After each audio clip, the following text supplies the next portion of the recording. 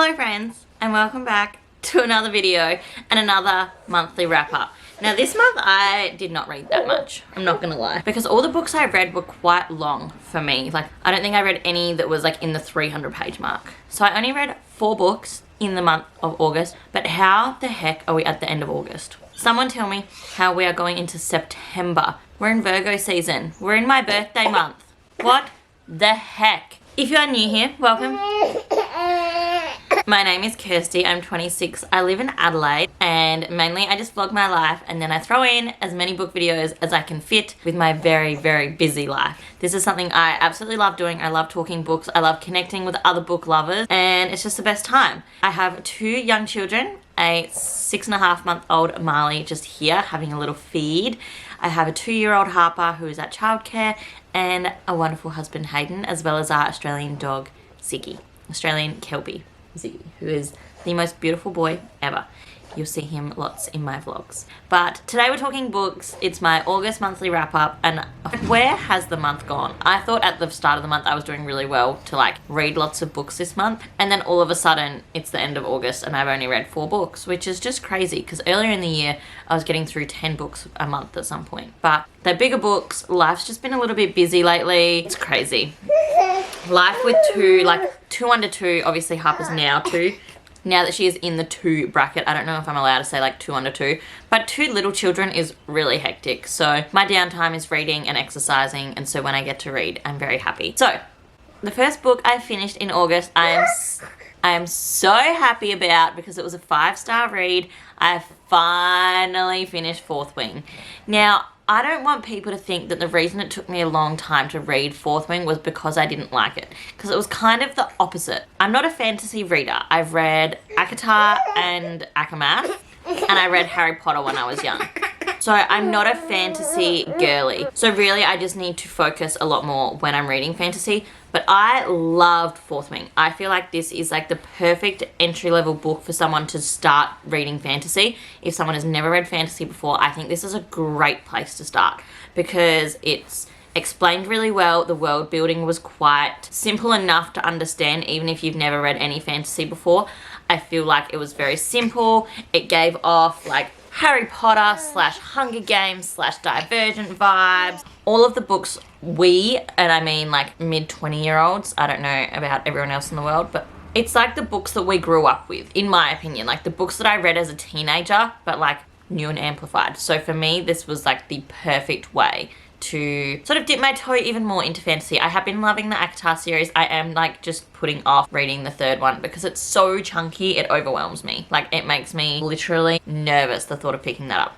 But back to Fourth Wing. So Fourth Wing, if you don't know what it's about, I'll be very shocked because I feel like everyone on the internet has read Fourth Wing in the past few months, and I was like not late to the bandwagon, but I was late finishing it compared to everyone else.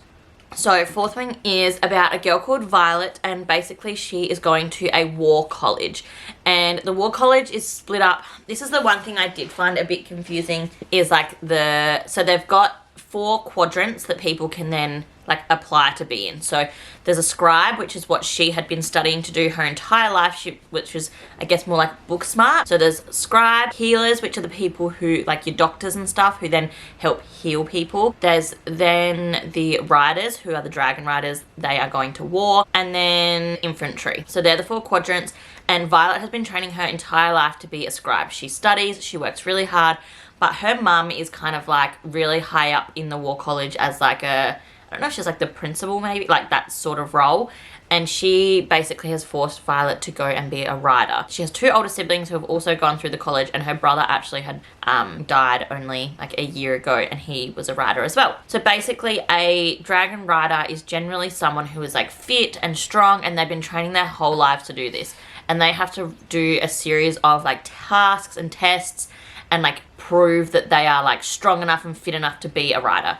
And Violet is like they call her weak a lot. They say that she's really little. She's kind of like, to me, she's like a little scrawny, delicate little flower. And she's being thrown in with all the riders. So we obviously watch her face off with all these different tasks and stuff and watch her try her hardest to become a rider. And then partway through the year, the dragons then choose riders. So the dragons actually play a really cool part in this book. I wasn't really sure how I was going to feel about like a dragon book, but they're so cool.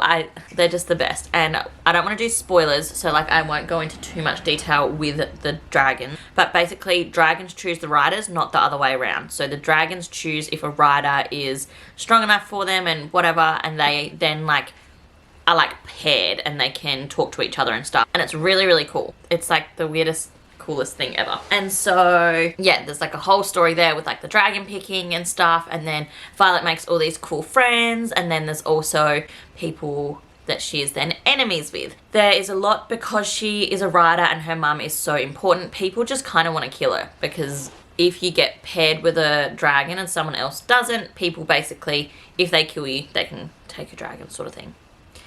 So it's a wild ride. Honestly, I loved it. It was one of those books, it took me a little minute to wrap my head around, not because it was like difficult to read, but because the physical copy book, it's one of the big Australian books. Like I want to wait for it to get re-released and I'll buy a physical copy. I borrowed it from my friend, but they're just like very long pages, and so I just felt like I was always reading for so long.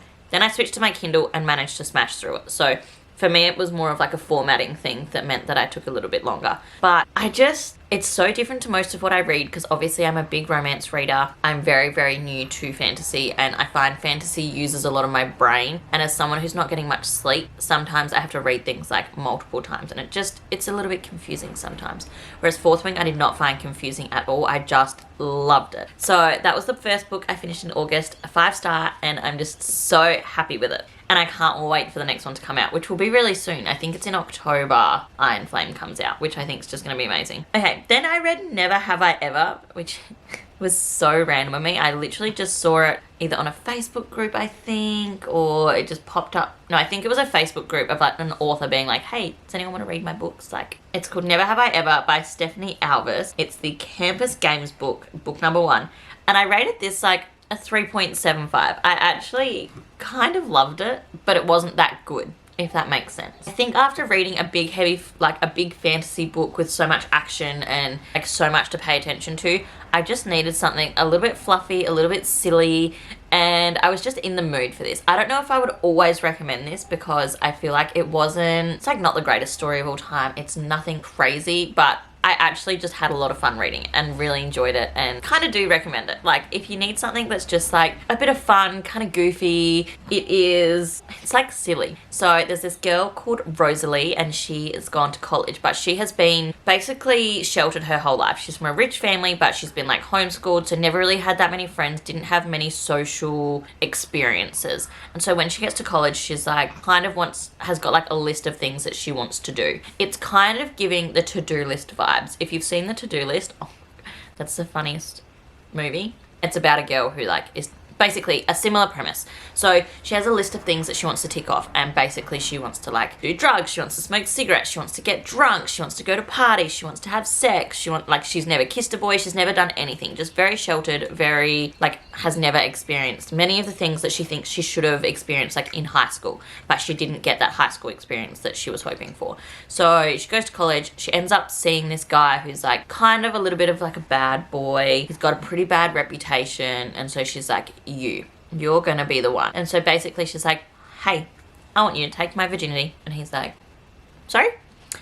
And so it's a bit silly, you know? He basically says, look, I'll give you the college experience, but I'm not having sex with you. Like, that's a bit too far for me. And she was a bit offended because he's kind of like a playboy, and she's like, what's wrong with me if you don't want to have sex with me, but you'll have sex with all these other people? And yeah, it's just a little bit silly. It's a bit fun. It is quite spicy. I feel like I need to explain more of the spice levels in books that I'm reading now, because some of them are very spicy and it's just very detailed. Not overly like crazy what they're doing, but just very detailed. So yeah, it says, Never Have I Ever is a college romance series with explicit language and scenes. It includes heavy topics such as drug use and mention of overdose. Check all content warnings. It was out on the 3rd of March. Yeah, so this book only has 97 reviews and 668 ratings, so I feel like no one's heard of it and no one's read it really. Like, for Goodreads, that's like nothing. So yeah, I actually really enjoyed it. Just a bit silly, a bit goofy. What's wrong? Ooh, boop, boop. Just a little bit like silly and goofy, and it was just exactly what I was in the mood for. I'm not very often in the mood for something super like airy fairy like silly, but it was just a bit of fun, and there was some serious like notes in it as well and some good messages. So yeah, I recommend, but only if you're in a mood for something quite like not very serious. Then I read my 50th book for the year. 50 books I've read this year now. My 50th book of the year was Mile High by Liz Tomford, and I loved this. Again, a bit of a bigger book. Like, some romances seem to just be big these days. Like, to me, a romance should be 300 pages, but I think this was like 500, maybe more, but I loved it. It, again, was quite on the spicy side when there was spicy stuff happening. I'm not a huge spice reader. I think I'm in a stage of life where that's not a priority for me. And so I often skip ahead with bits of the spice because sometimes it's just a bit full on for me for like whilst I'm breastfeeding, you know? Because a lot of books I read on my Kindle when I'm feeding. It gets me off my phone. So I read Mile High and I really actually enjoyed it. I saw someone else recently I think it might have been Destiny, and she put it down, like she DNF'd it, didn't like it. I loved it. I thought it was really good. It's a sports romance. It's about what was his name? Xander's is like a hockey player, and basically for the season they fly like the same plane, they have the same air hostesses for the whole season. So Stevie is then a air hostess working on the plane for the season. Basically they start off enemies, not really, they just don't really like each other at the start. He's really annoying and just like very demanding, and she doesn't really like him and doesn't really put up with it as compared to most people. Her brother is actually in the sports like industry as well, for I think he does basketball, and so she doesn't have the same like, oh my god, famous sports people sort of like mindset. So she's like, oh, you're a bit spoiled, a bit annoying, whatever. And so yeah, they don't really get off on the right foot, but there's a bit of sexual tension, you know, the classic like enemies to lovers. I don't like enemies to lovers, is like my least favorite trope in like a romance, but whatever. Other than that, I do like she is a bit more of like an average sized woman, is mentioned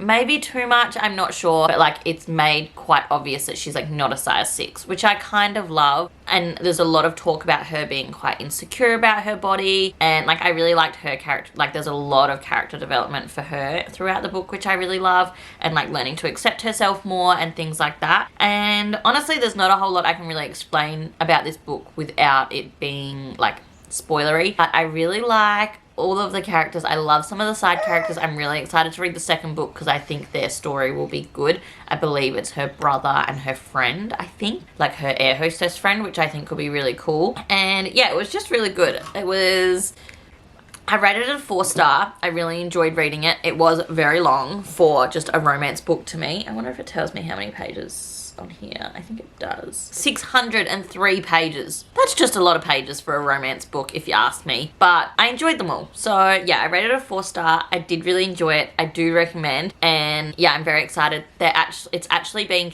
like published in Australia very, very soon. If any of you are on like book Instagram a lot and in Australia, I highly recommend following the Bookish Type Hachette, I think her Instagram is. Yeah, the Bookish Type _HAU for Hachette. I can't remember her name. Rachel would know her name. But basically she works for Hachette, like publishing, and basically tells us all the books that are coming to Australia soon. So like, she was like showing everyone the new Magnolia Parks books coming out, when the Elsie Silver books came into Australia, as well as like she sends out arcs, or like she sends out early releases to people as well. So, and then the Boys of Tommen books just came out and she was sharing that on her social. So it's a good way of keeping up with what books are then going to be available in physical copy here in Australia, because a lot of books that I read aren't always available physically here in Australia. I have to order them off Amazon, or I'm reading them on my Kindle. So yeah, that was sort of a off topic, but she's really good to follow on Instagram to keep up with like what books are out. Big fan. But she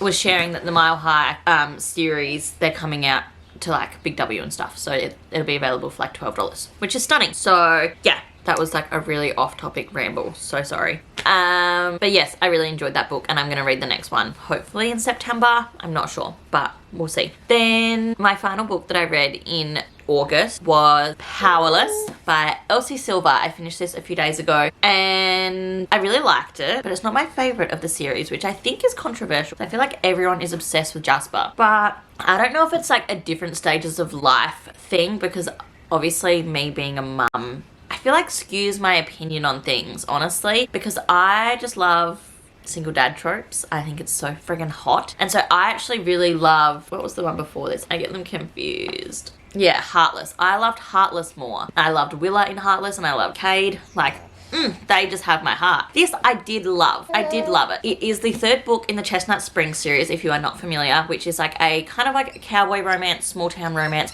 but this is like not cowboy romance at all, really. So Jasper was kind of like adopted into the Eaton's family. So the Eatons own a ranch. First book's about one of the brothers. The second book's about another brother. The third book is about Jasper, who he sort of ends up part of their family, but he's not related to them. And so this story follows him and like their cousin Sloane, who he has known, like they've known each other forever, but they've always just been friends. There's a little bit of an age gap and they've known each other forever. Sloane has always had a crush on Jasper and everyone knows it, and he's only just like realized now that they're grown-ups basically. And so, but it confuses me because it's sort of meant to be like a ballerina hockey romance, but she doesn't do any ballet in it at all. And his hockey, like he does, there is some hockey stuff going on there as well, but like there's not much of like the sports romance side of things at all, in my opinion. And I don't know, I feel like everyone just loves him and like is obsessed with him. And I didn't dislike Jasper, but I feel like everyone has a crush on him and I just didn't. But I loved the story. I love the Eatons. Like I loved the scenes where then the dad was involved. I just love him. Harvey is the MVP. I would like him to get a story, to be honest, because I just love Harvey so much. He's like the best in this series. But yeah, I don't know. I really did love the book. And this one I would say is very spicy, and I will flag that because I felt like things ramped up in this one. But yeah, two childhood friends, two broken hearts, one impromptu road trip to get away from everything. Yeah, so they sort of have to go on a road trip for whatever reason, and that's when they sort of discover that there's all these feelings and stuff. And yeah, I liked it a lot. It was really good. Not as good as the others. I rated this one a 4. I think I rated Heartless either a 4.5 or a 5. I loved that one. And Flawless, I think I rated maybe a 4.5. I'm really excited for the next book because the next book is all about Beau, and I just think Beau seems so intriguing. So I need to get my hands on it, but it's very expensive here in Australia. I have put it on my Amazon wish list, which is always linked down below, but I sent it to my family because it's my birthday in September. And so I was like, someone get that for me, because I think it's like $35 or $40 or something, which is just like quite a lot just for a paperback. But I specifically have gotten the like discreet / special edition covers. Like I really like these ones. We can get the other covers here in Australia, like I'll put a picture of one here. Those covers here in Australia for like much cheaper from like QBD and Dimmicks and stuff, but obviously I've started buying these ones, so now I want all of them to match. So yeah, that's the 4th book I read, and that was officially book 51 for the year. So I'm trying really hard to post a little bit more on my Bookstagram now, so if anyone wants to chat books with me, I will be posting on there, so feel free to come and give me a little follow. I love finding other book friends. I feel like not many people in my real life read much, other than like one friend who I've made purely because of books, I feel like.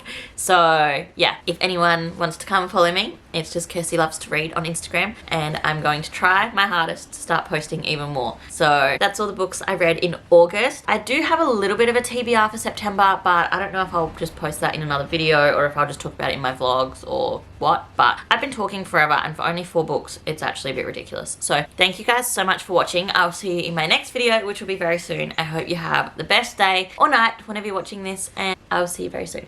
Bye.